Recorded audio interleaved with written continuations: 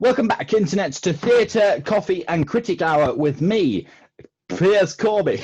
And joining me today is Jeff Alexander, one of the most renowned amateur theatre critics in the entirety of the Southwest.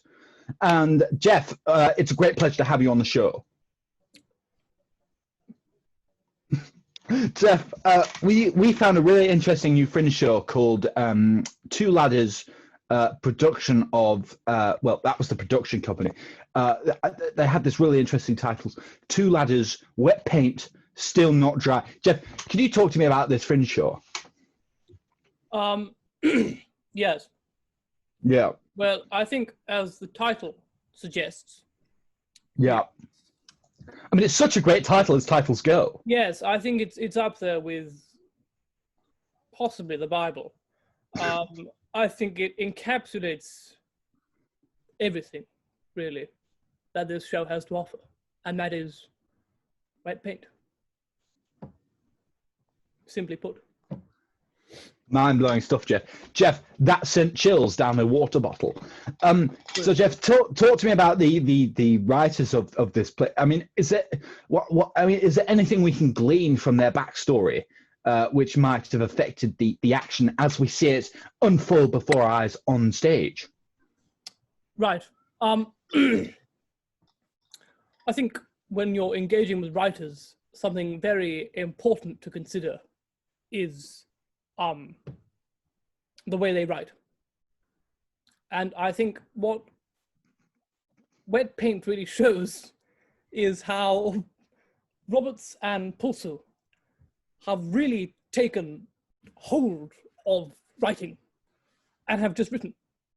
And I think that is very rare to find in writers these days. No, I think you're absolutely right. In fact, I think that's a very perspicacious way of looking at it. I think that's a very perspicacious thing that you've just said there.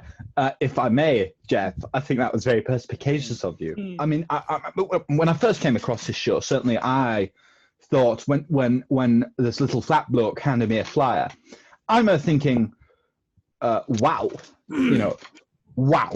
What a great concept for a fringe show. I remember thinking, that is a concept which we just need more of.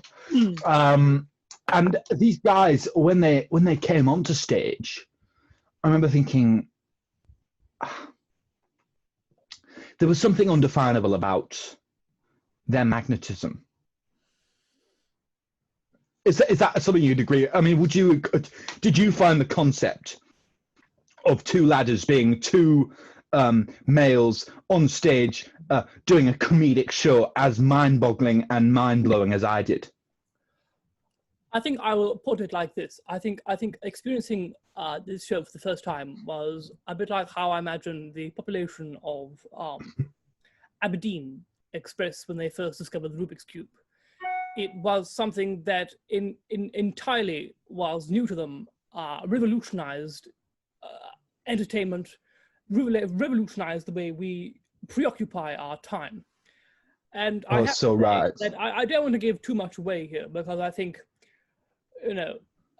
telling your viewers what the show entails will spoil it. But I have to say that it's hard to define. That's the point. It's also hard to define. It's hard to define, but also I have to say I think it completely defines expectation.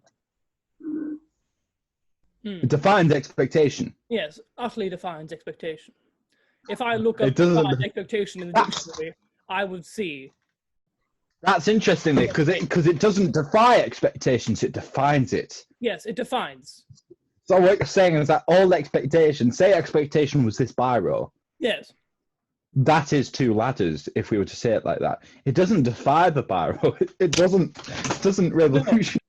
No, but it is defined by the. I lost my biro. It doesn't.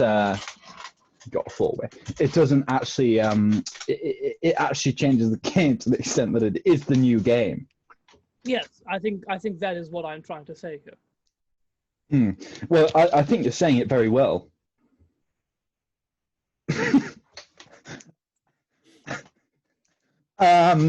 Tell me more about the production value of the show. Did the show bring anything into its production side of things, which totally drew the audience in closer? Well, I have to say that when I read the flyer, and when I saw that they were going to be using a 1-to-1 replica scale of the Titanic, I thought that was just completely impossible. But they have very much thought the impossible possible. So I think that was a great production value. I think also the fact that they walked on stage, because you don't get that anymore these days. People don't just walk on stage. They either jump, skip, roll. But those are mainly... They don't walk. No, so I think the fact that they walked on stage was, I think, very gallant in today's climate. Very brave. Mm. I think what this show did was show us that theatre has the power to move people. I don't think I'd go that far. You wouldn't go that far, cracky. I would. I think I would say that it has the possibility to marginally preoccupy people's minds, but I don't think it has the physical force to move people. I don't think it defines Newton's law. Well, I'm going to have to stop you there because we're running out of time there. Okay. Thank you very much for joining me, Jeff Alexander. Thank you.